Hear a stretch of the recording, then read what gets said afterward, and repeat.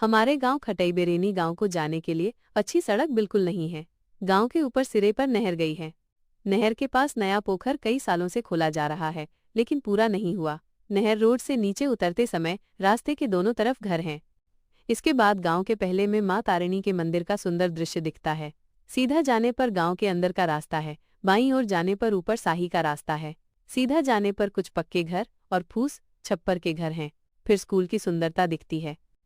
थोड़ा आगे जाने पर एक कोठी घर गांव का है। कुछ रास्ता जाने के बाद छामुंडिया गांव का दिखता है, जहां काम चल रहा है लेकिन पूरा नहीं हुआ, अधूरा है। फिर थोड़ा आगे पुराने कोठी घर हैं। गांव के आखिरी हिस्से में थोड़ा चलने पर आम के पौधे हैं। थोड़ा आगे मां बली महापत ठाकुर का स्थान है।